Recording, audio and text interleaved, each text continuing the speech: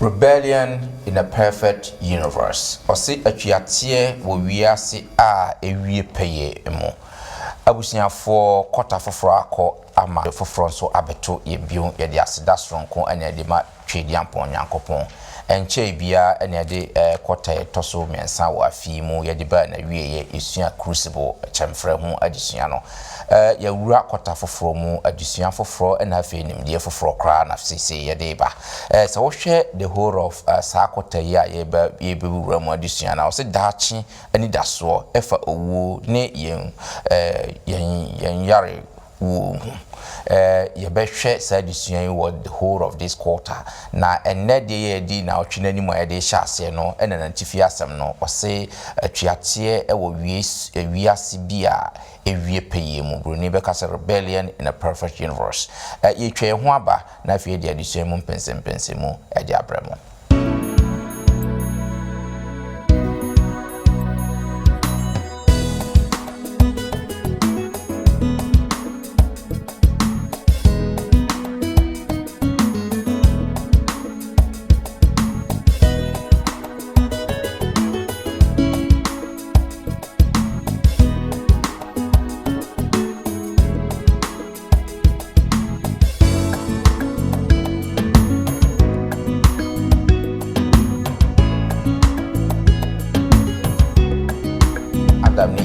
So anti onyankopon asem enti de ahwase baaye onyankopon ne odo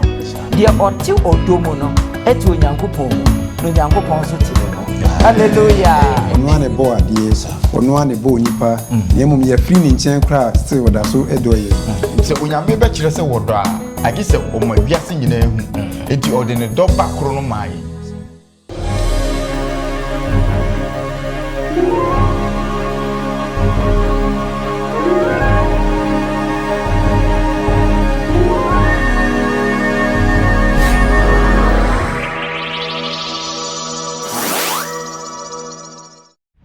You can contact us on 3ABN Ghana on WhatsApp number 0577-654896 or call us on 057-654896 or email us on info@3abnghana.org. 3ABN Ghana is a non-profit making channel. We appreciate your support to keep us functional. Please, you can send your support through a mobile money number 0577-654896 or EcoBank account 3 Angels Broadcasting Network Ghana 01608453096101 University of Ghana Main Branch. Visit our website at www.3abnghana.org. 3ABN Ghana. Experience the excitement. Yebema mwa kwa basronko na fe yede nchiasronko nso free ngaji nkwapa Yesu Kristo nso ede mamunyara yebeda mo ase so de biarada mo de mo fidie ede to London Ghana memenda akwanhefo Sabbath school ena fe chosemu empensemu sene medi kanka ya wura kwata foforo mu adusuan foforo kra na fe yede bramo adusuan ntifi asem no ose twiatie wo wiase a na ewie peye no den na atwiatie ebe mu maboafo no ayekrado mo babeboa me de adisua mu mpensempense mu ade abramo badansa no me enkotie enwum emfree Golden Gate no mu wia ye de mu mpensempense mu no ebeto amso.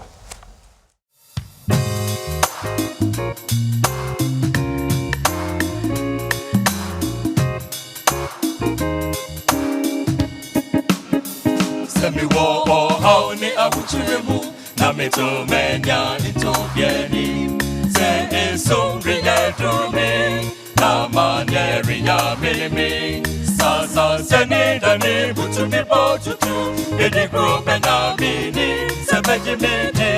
no ni Jesus semi wo how ni abuchiremu na meto menya ito bieni se eso riga to me na maneri ya me the group and I'll be the Sabbath meeting. Oh, Jesus. Amama Devi, Waho Devi. Oh, Amama Devi, no Visunu.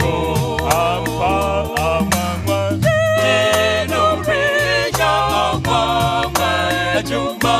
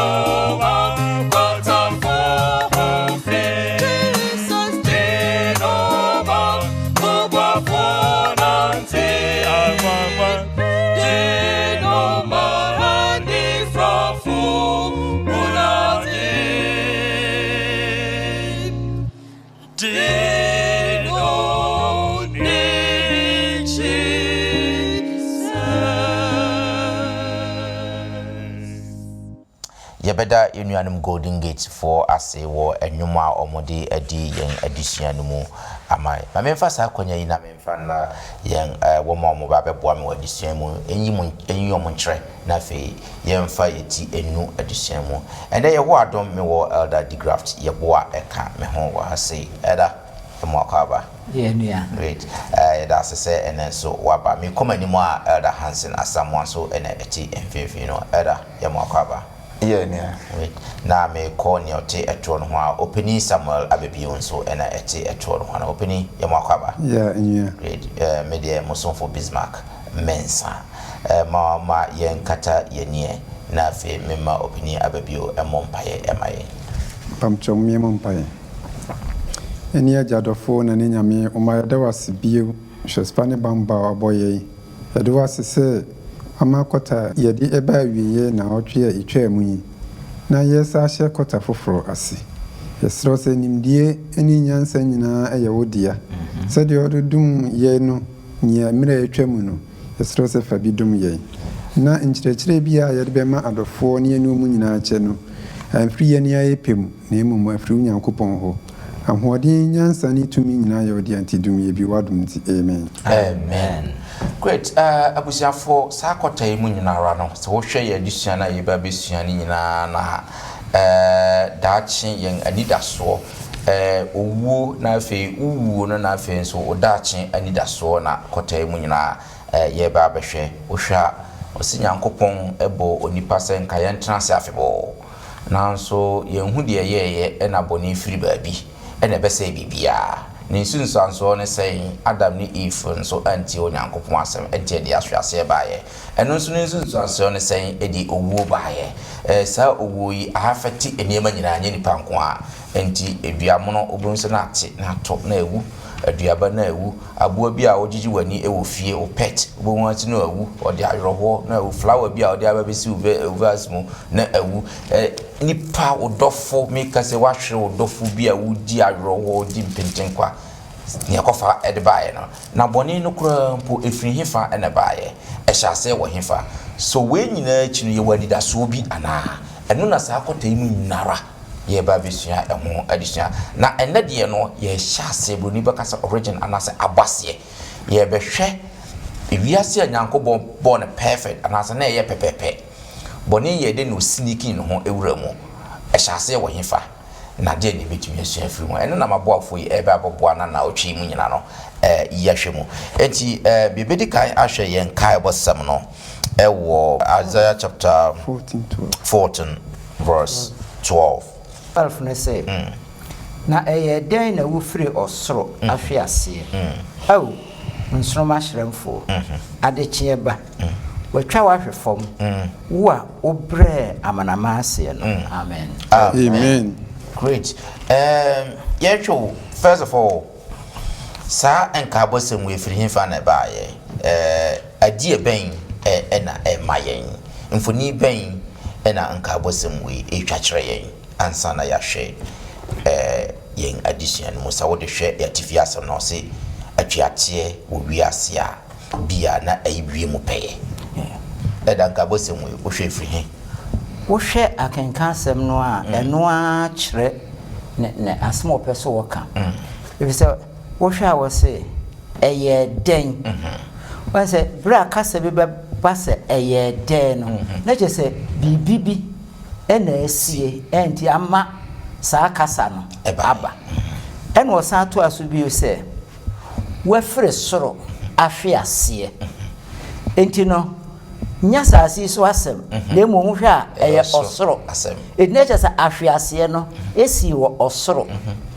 ena wo sa ba bio wo se aw nsroma hyeremfo ednecha sa saa oninu a wahwe ase no wono ene nsroma hyeremfo no nsroma ehyren je ka se bibi hyren a na se de odi kan ma na che se ade na ye perfect. That's right. Edi mu na fenso wo ye hyeremfo afenso wo se wo ye adekye ba ye nim se ye ka se adekye a eye han a esum enimu enti se wo ye adekye ba na je se wo ye han ba eti wo hwe nsem a wo kan nyina wo kafa owura bi ho a sa ni die nyina chi no wa hwe ase okay wo se esan ni sa ni nti no watwa wo ahwefom ya kasi atwa obi ahwefom a em se kasa no e kire ne ho ase enti wo gina ho ne enya etwa wo hwe fom de a na che se wabrɛ wase enti wonni ahoɔden sɛ de wo gina wo na so bio enti no megire sɛ de wo kaaye na disua no bɛkyerɛkyerɛ amie ho hwan na hwe ase no nso osoro ho no eye den sɛ de wo kaaye no great me da se pa me da se sɛ wa ye de sa ma abusafo na ye hwe no ye hwe apiatie wo wiase bia na anka eye pepepe no eye den na apiatie eba mu ye ni ka hwe onyankopɔn ne do ye koye ni mu no ebeba mu nkakra na afiase mpo a se bisa den pa na wiase nyina ye pe hu mu aye no so ya hwe yenhwe onyankopɔn do na afi yemfa ntoto na bode ho na yenhwe se no onyankopɔn ka ne do no se ni sitie hwe 1 John chapter 4 verse 8 na afi wahuri akan 16 no so openi sabe se why kradwa 1 John chapter 4 verse 8 and 16 ase die ono no onyankopɔn na onyankopɔn ni odo yeko 16 nso a ase na yen die yehunu na yaji odo a onyankopɔn wo no yehunu adi onyankopɔn ni odo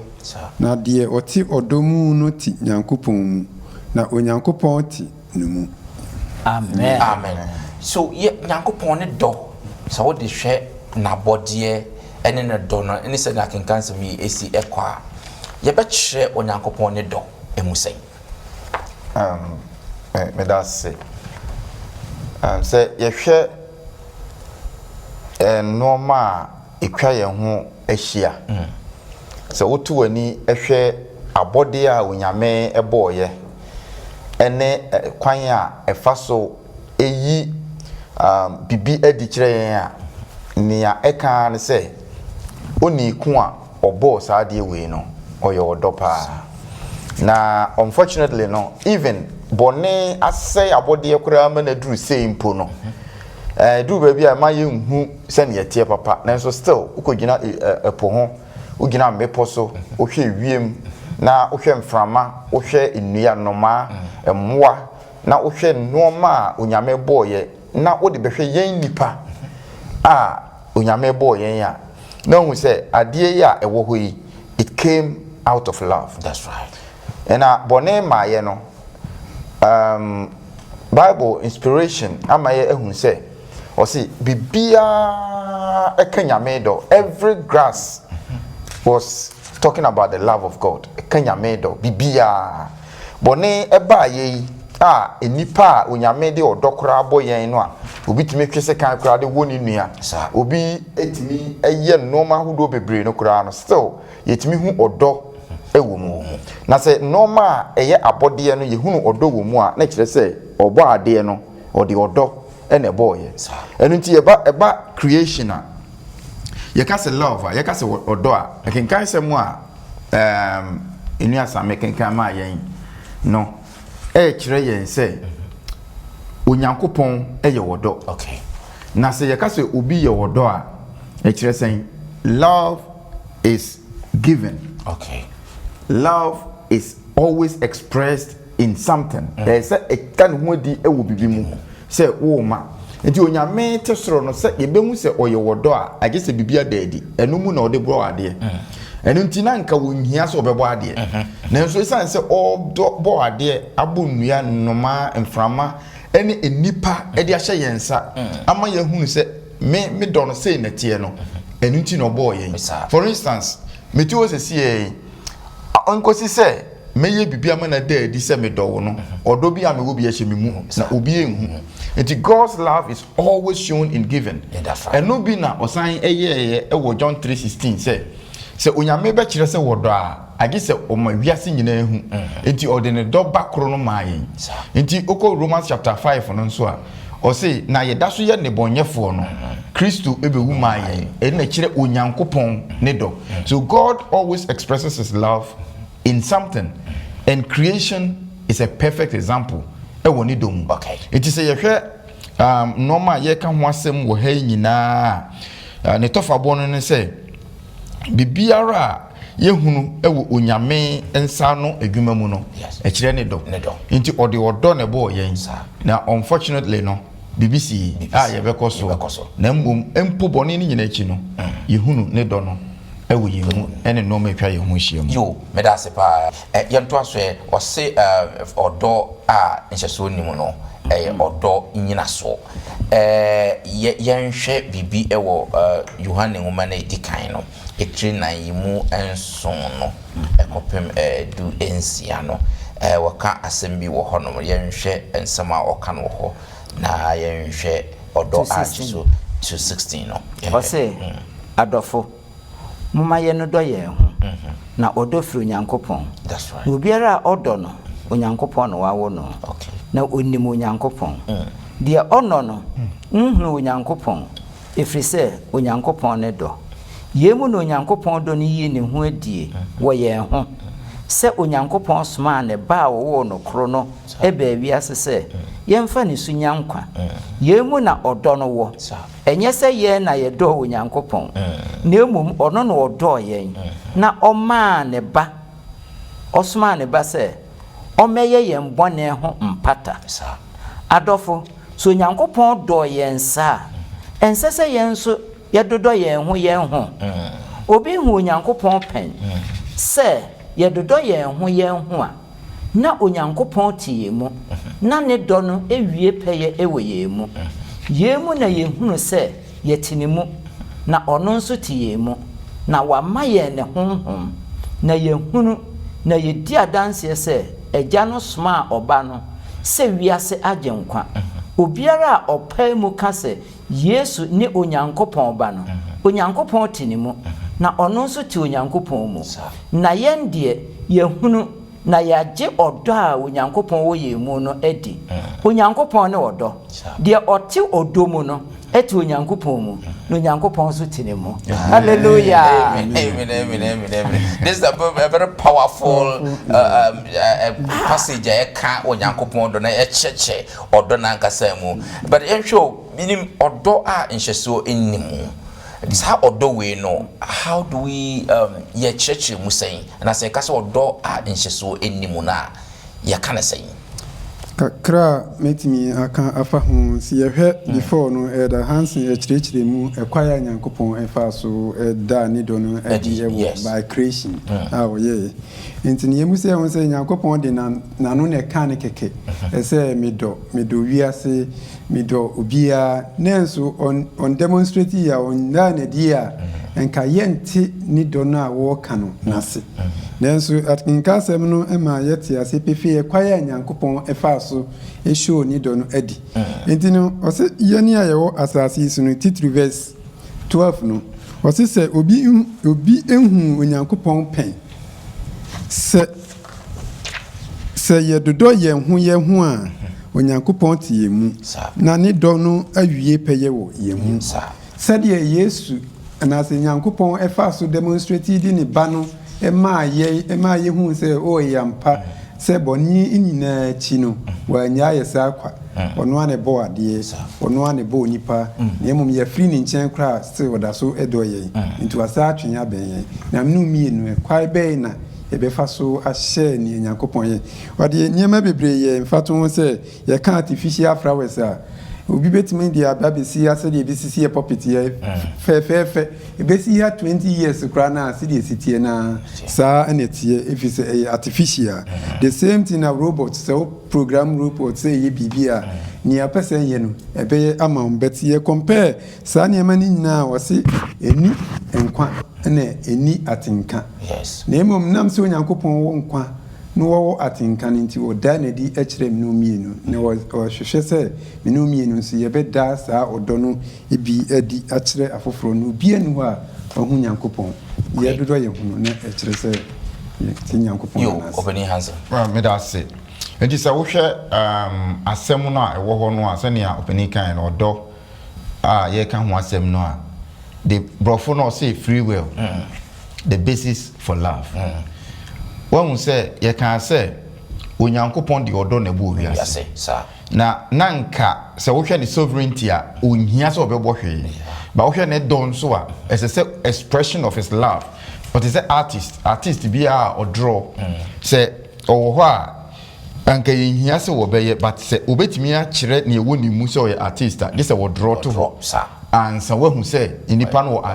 artist yes se ne onyame dotie no abri biara he has to do something a demonstrating it don na me di kan no the redemptive power so then the bottom ma even in his punishment say or impunitive power no cry no say or punish or domu no dey and yaba has a free will the word or don ankasa any day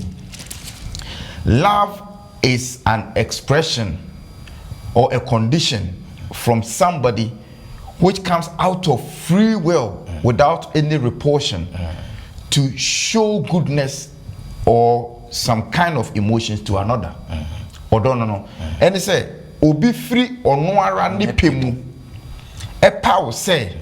me ye adie we ana me do asumesi ana say me ye bibi ama asumesi ana me ame ho. Eno na ye friend wo do. The moment ya the word free will and a choice e be free mo no, it is no more love. It openi kasa ye no say flower, artificial flowers. Say artificial flowers you are anything can be we a robot and your AI artificial intelligence of robots be a ultimately dim komo but your program no na oye say adwuma no so we switching the programming offer only feeling be only choice because the moment you the battery be shima so no o kasa so o kasa but say only choice be and out of love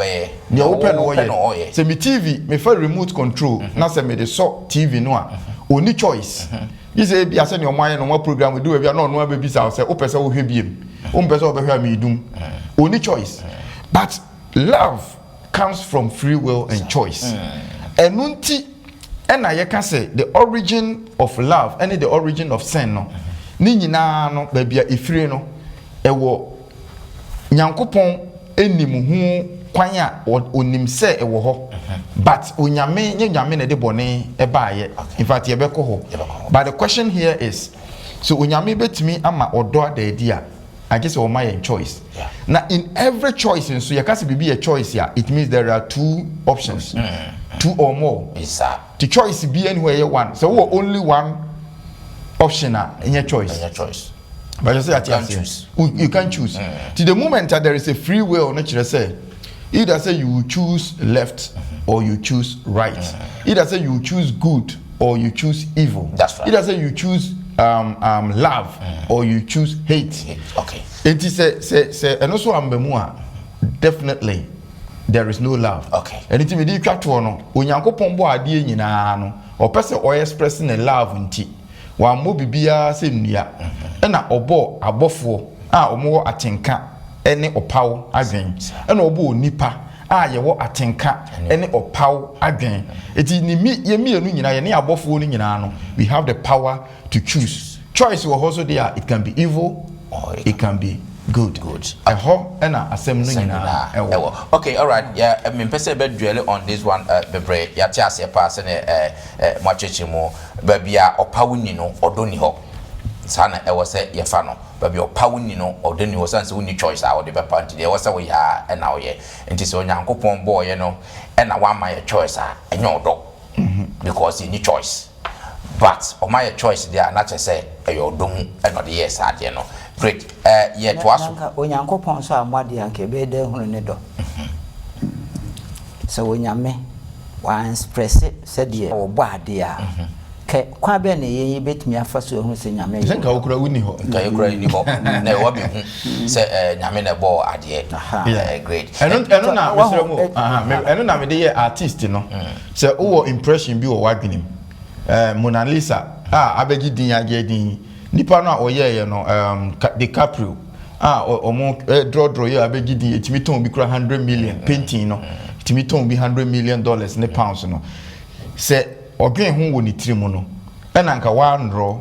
ama Mona Lisa no ama aka na ye ntimi nka ho asem and we wouldn't even know that person za na nyame don na opani bi sa no etie it is nka nyankopon dwen ho no on dey always existing and nka wa mwade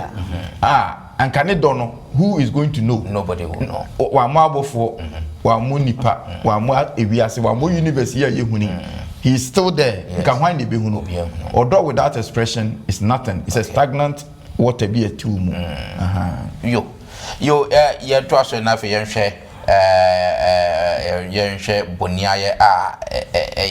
one way was mysterious ingratitude. And one time said, as some say abusia for send ye pese hu ne faribine babia boni chassis e free e baye na fe ye hu de wura ye so as boni abese wiase e pa na ye hu say initially na say yakopon ode odo e ne bo wiase na chassis no eye odo nso nhyenim so wonya hye obi pe enyo ye mfre na odo biun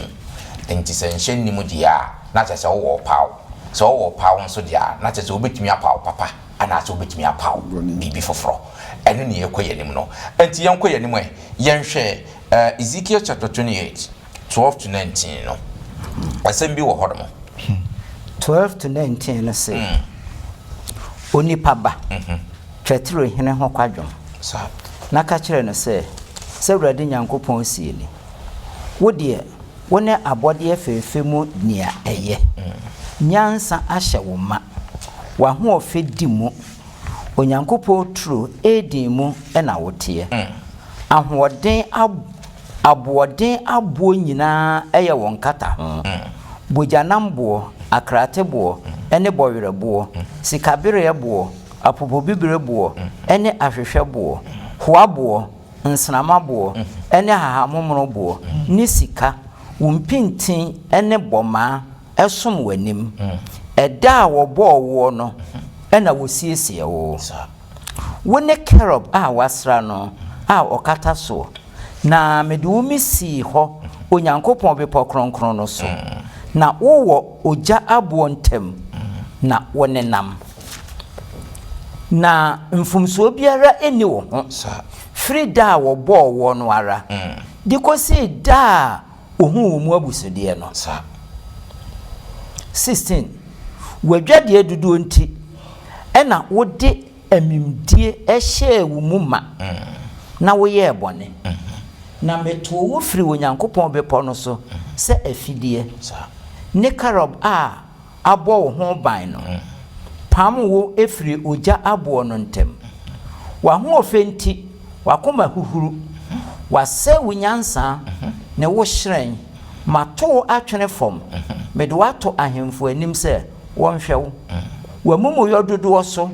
wadwadie abusudie mu wagu wakronkron ne ehu fi entimema oja afiri wo mu na ahyew na madane wo nso asase so wona wohwe wo nyina anim wona wonim wo amen nyina mu wo ho beye won ahodwire wapatu asai na wuni hobio de kosi da amen amen yenhwo mfuni ben na akenkansem yi etwatwere regarding se yehwe babia atuate yi ehyaase enne tutsanso yo how say akenkansem odika wo ma yekenkan ye no kan wosem no wase eye den ena wufire soro hwiase so ena hanso wo kire yen saa wura no oya de chiensroma no nyame kire yen sede wosi ebo no ene nidie ene ahofa wode ebo no wo hwe apepebibura bo ahodo wode decorate no etinche sa ahofa de odemufua ne ho ofe yie wose odimu ni bibia fise nyame bo ade wiye na saase so kura no wose bibia ye papa na de che na de sae etinache saase so bibia ye papa no so fre soro de baaye ntina ho de ye papa ne de papa atwaso en wa kire sede onipa no obo no sede wotie nyina na ode asem ni bewie na ahomeka ose na mfumsuo biara eniumu Frida wo bo etinache se eya na manfo kase Onyankopon ebo nsam nyame amobo nsam obo Lucifer odimu no ye pe na ne ho ofe no wo nyansa bibia te se de ewo so pepepe en wo se ekosi dabi no wohunu mu abusode etina kire se sa Lucifer no mo no ni mu ena sa bone no ehya ase na oto aso kire bio se wo se brebe ni mu no afi wodi ye dwadie ni dwadie ne sai oton idea no adwen no ebe ni mu no ema abofo no ama bebre nso toy enti oni bebre di dwa ho ema wo mo gi ni tun mu enti Bible se nchemu miensemu baako ena wonya won de to aso bie no wasa kire yen se esan ni sa ni nti no mato efre soro aba behwefo etina che se enam sa mumuyo no a ebe ni mu no na wohwa obedu enson no a o kire se wo se na wa ho ofenti ama wakoma ahuhu enti yanhwa niema bia a ebi ebetimi di aboa enu se sasem we no nsem no mu ye mistra ye betimi aka de akwa akusuo yesi hwa entimi nkobio efri se asasi so ebetimi de emfato ho ato ho obi a ne ho ofe ana asade bia efe bia ye nhwa asasi so sede etie ye maso kese na se onipa bi wo ho na ne ho ofe kura no a fat ahobrase pa no eho oden ma no efise na ho ofenti na ho ofenso nipa nyina nso ekamfo no na mana koma na ehuhuru eno no woka ho asem hai enti kire se ni nyina mu no niti awa ne se eye saade chiensono ma no ena adwene ebe ne mu no eye mumuye no enti ma ekoye ebone na adwene na ebe ne mu ne de emse adisuane ko na ebe kire ni awo pese obeye enti eye ebone etina chese niti awa ne se adwene a onya ye no a Bible friend se bone no emumuyo no eho ena shase yo me da se ma me ko opening Hansen so me da se send your opening akire mu no this is one of the toughest questions ever kire say o shase no o say pe o ye bo no pe ena osoro unyame anim unyame a oye pepepe a wabo ade ye den na boni timi kofiri ho ye di kan ya kan say the fact say unyame ebo free beings obo wo mo obo yen ewo opaw and a choice o ma yen free will to choose na sa choice in the ability to love because where there is no choice there is no love and wherever there is love no there is choice no enti the choice there na say ho nyina ye perfect there na e de ben na nko betimi a choose it means it's inherent in the creation no na there was something that say when tie unyame asem a there was that something e wo ho a etimi ma wo choose obonsam ekofa no again see you heard obonsam I mean some o kafa Tiru hene and the king of Tyre no so the openika ahofe ne ade no Tyre was a ancient Phoenician port city a port city at time now baby sushen nyina be gina egwedi wo ho o hene no is so powerful no a pompous na ofren ono ane ho no ofren hu nyame or your god etina nipa kura som no se nyame na Ezekiel ka ne ho minsem o de kire ne se wo Tiro hene meka ade se ne wo ye no nya wo ha na ehase firi wo bi a ono kura de na ne de no kura de na eye perfect wo nyame mpo anim no a friend he was the covering cherub so you can cherub no oko Isaiah chapter 6 cherubs no abofo no omo ejina nyame anim ofro omo cherubs na omo de omo ntaba nsia no mienu kata omo anim mienu kata omo nanse na omo de mienu atu ana abo nse kronkron ne asafo awurade he was the leader of these cherubs na nia ekoba ye nyina ne se o se wa ma nani anso ne awunyame aye no no it is the power of choice and say the moment there was choice there was something na dangerous unyame nim danger we nyina nanso oboy o ma kwan ma no bae adentira ne do no e ma ne sa kwan no se wonye na obonsam chusu sa no ma me ready bibi wase ha question now openika say yebekwa akopem no e ha na tie o say the truth about angels page 30 Ellen White and a true here or say sin is a mysterious unexplainable thing boni eye ehintasem a obi ani asase so a obetimi akirem and when people are using logic any common sense any whatever say omo kirim na say nyankopon no o say oye odo nyame no say o say odo oye a adan na ono bonsam ye bone no na wanku no na wanhu say bone ne beba a lot of logical human logical things that na kame ba be something that is very important. The first answer na ye be answer that question no ye ntia say sin is a mysterious unexplainable thing ade a o kiremu a because it was coming from a perfect environment. That's right. There was no reason for its existence. No. And to seek to explain it is to seek to give a reason for it. So yes, actually na excuse me and I say, and that would be to justify it. And you see, anything that will be excuse or money biano, you can justify it. And you're not, it's also a blame. Why one year they call? But the moment we justify it, they are not bonnet, ubia bonia, and you nyaso. That's right. If you say bonnet, ubiku we are there, a then a buy, unyamina body, and all the bon some buy, and upon some man and yem boboni in our fan continuous. I didn't know to a fiancé. So if we were to justify sin, then there is no punishment for sin. And then I walk on one no. Sin appeared in the perfect universe, a thing that was shown to be inexcusable.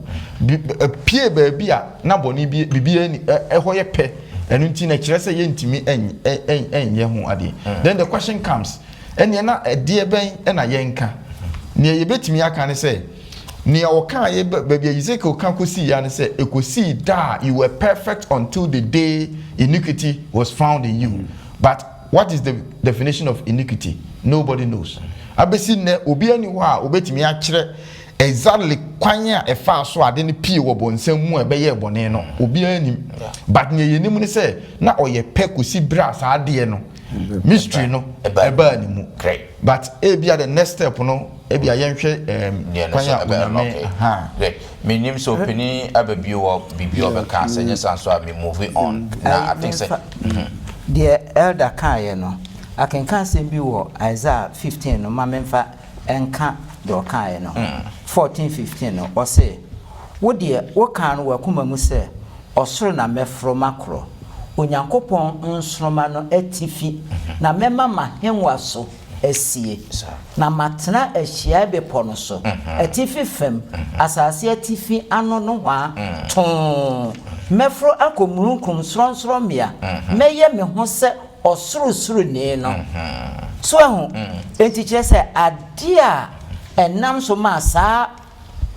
bone no efri ni mu a se de kan se me kan se e be kwa akopem enya no ye e na elder Hansen akirechire mu no but when we say ade a ye ne se onyankopon ahenwa no wono de de ama na anso nani na emom no opagya ne de no ama wono kra de wakochen onyankopon no a wo bo nte se watete dote na de aye kukuo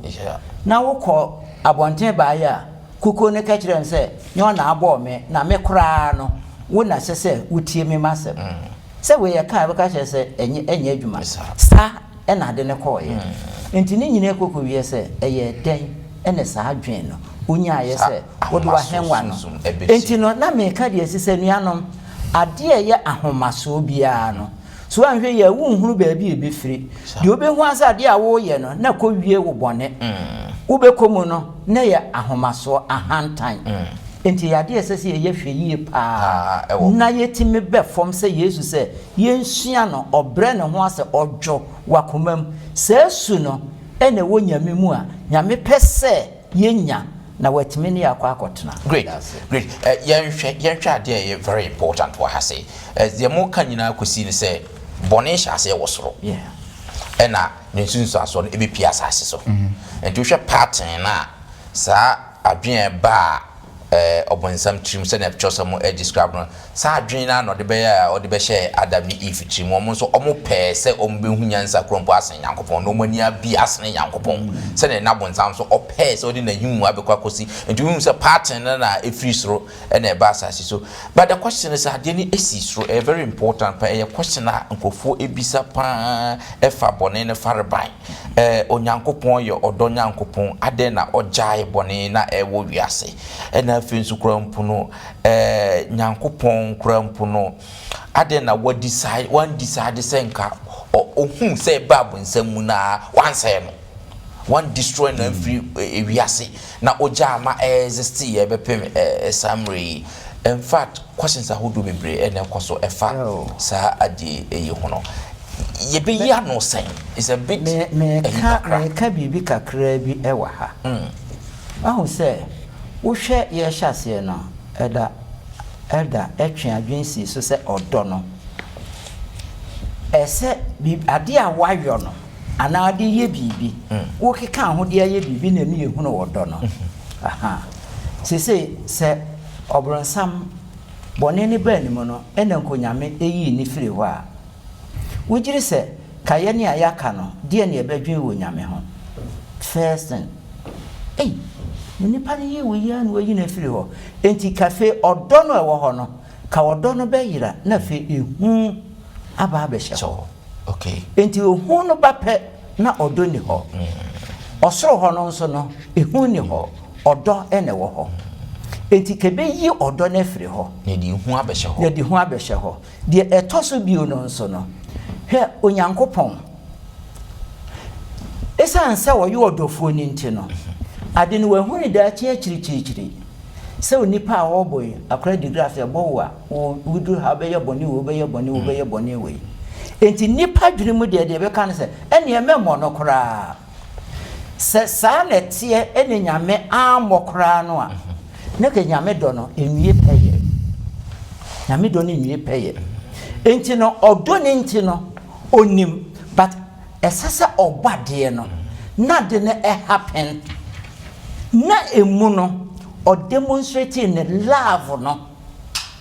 ema ye hunu efise o kire se odo no free will ena mo odo ne ye odo sa eni nti no wabo maye bone no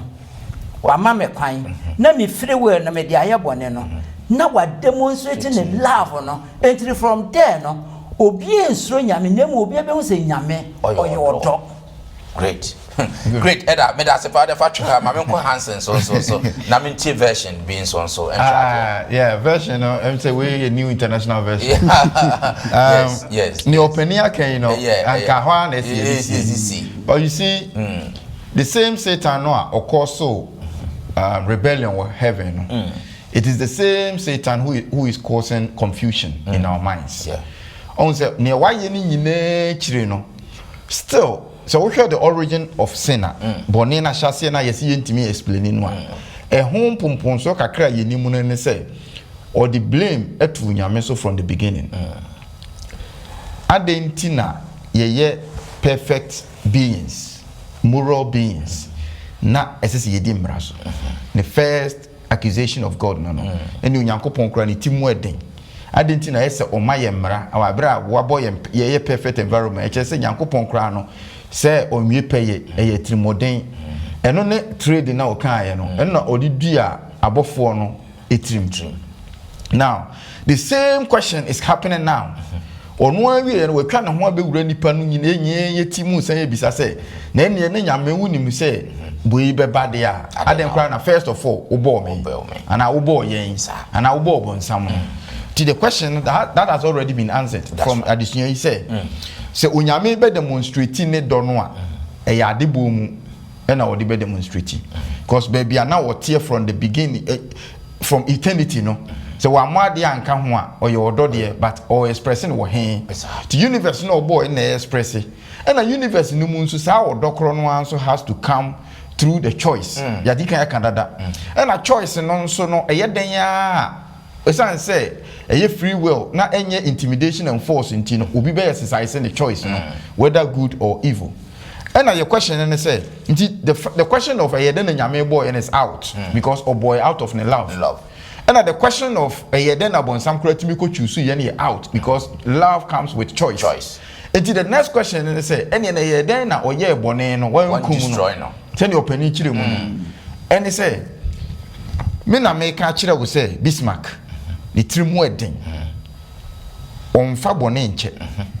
And yes, near me, yes, see, cram, many mu in secret. We so starting in secret. Many mu ye say, a cotton, the nimus is here, Korano, Mubihuni obey me. This is what he has sold in the minds of the beings, you know. And then Yaminsu Nimuntino say, Okoye the same thing, and yet Aquano Eden, Okai, and any Okai and Okre. And God would not like anybody to worship him out of fear and yes, fear say Yamisru na yekano. No more out of trembling. But I poor be I say can be yamshishi there be or person your son or door a choice yankasa ye paumu. Enti one destroyable some na oko book of inspirations no more. Or say ye nim predo how long or when some do heaven with that idea no. Yes. But we nim say a chepa. Unyame fa mre ene no kasai. Echire na se ne awukoi unhu adekoro me na menim me na me ball still wan yantum ekosi se ono ani suban no edi in red, black and white colors. Now edi wie and the question again esan ba bie mu se ene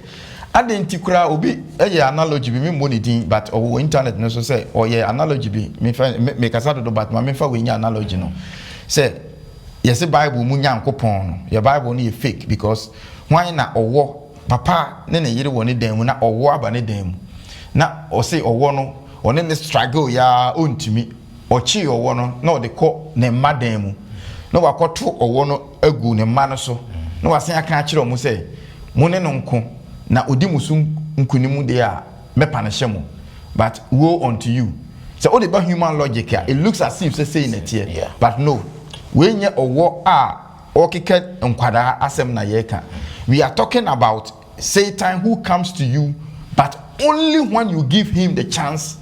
to choose for him. Yes. It is different. Or one analogy no. Any yankopon die we no say or say obonsam na ba mo nchen na mmumu no I have given you the option say mutie me a owo no a wo ye wo dada no ontimi enye mo hwe sa. Nanso no se wukotie no a your power of choice. That's right. And then tin obi atena asase so atimatie nyankopon a obonsam wo na nka no. Nanso obi de ma excuse say esan so ye bonsam nti mekwa kotie no na won ka me. These are the things say you need excuse for sin. Yeah. The moment you beka say eni nyame ne ma akwan no na ye justify bone eni na there is no punishment for sin but the fact is nyame betimi punish yen ana ye court kora betimi punish yen bone ho no e kire say bone a choice and the moment you choose Satan he will lead you into that punishment. Great. Madam was say yen last one na fe yen sorry addition so Revelation chapter 12 verse 9 no. Revelation chapter 12 verse 9 and I feel 10 no yenhwe say asama ewo hono na otuasie kese no yeah na owo dada no a wo frɛ no obonsam ni Satan die odada amanaman nyina no free ho to no twene asase so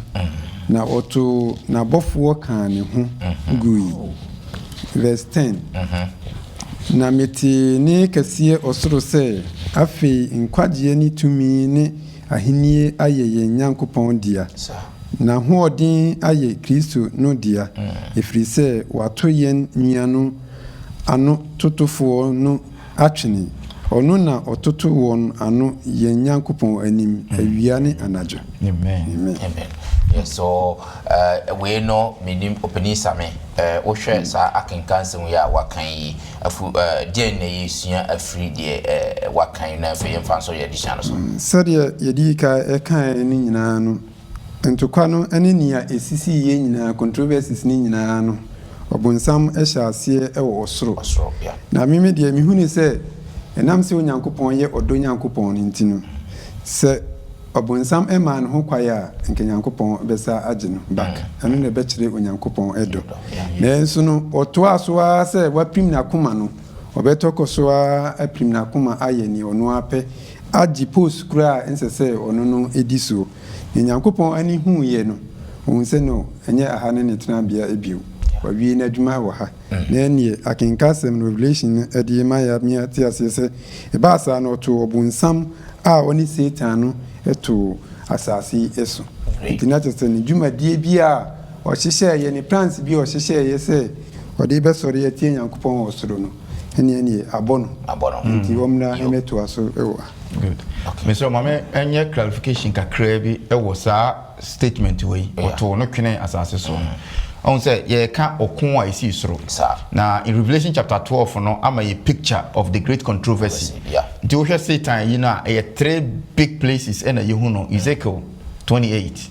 Isaiah 14 and Revelation 12 ni nyina ka the great controversy no kwan e fa so si wo soro a e be pie wo ha na sa oto no twene asase so no people are thinking say ye can say just the F on the word no English no translating F but original language you know you see you know is talking about the universe onyame boy nti ni nyina na friend nsase what I say eti baabi a woto no twene no either say F we ya yen yete so yi and any of the creation na nyame ye no the bottom line say oto no free Nyankopɔn tena bia ho na no wo no and so we Job ngoma no mu a obonsama chinchini ochi nyame ma no e kire say Nyankopɔn abo universe any places ne ma ewa obonsam yeto no watching wo many of them so omo anye no he couldn't defeat them. It was Adam and Eve and obeto